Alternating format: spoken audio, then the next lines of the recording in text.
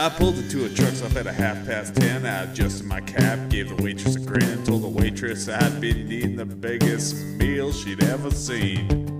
Well, she nodded her head, wrote it down, turned around when the place got real quiet and wasn't a sound. A man walked in with a purple hat like it was Halloween. He had a rainbow shirt under a coat made of fur, and he had leather gloves and metal studs, I'm sure, that couldn't keep his fingers warm because they were ripped and torn. To round out his duds, he had a worn pair of chaps, and though I didn't want to see, he didn't wear any pants. Invisible from that window, he hauled his freight with a unicorn.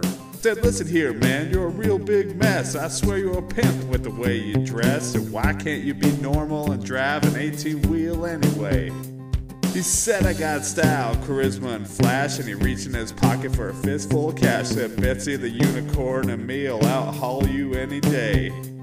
I took him for the race cause I couldn't see no harm. Told the waitress make my breakfast and set up your alarm for the bacon that you're making, and I'll be back before it's done.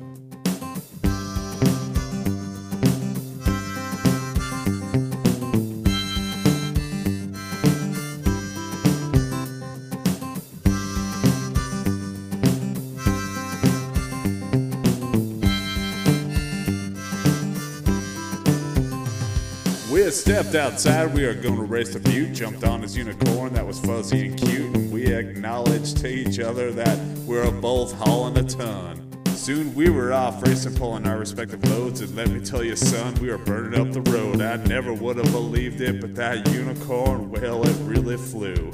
For the first 8 miles, we were both neck and neck, but I had to get behind him to avoid a wreck when the road, without warning, cut down from 4 lanes to 2. Old Betsy now that she saw her path was clear, she glanced back at me, gave me a snide sneer, and ran more swiftly than any horse or cheetah ever born. Another 26 miles, she was beginning to slow, but my truck wouldn't tire, it would push ahead and go. I was just so embarrassed to admit that I lost my horn.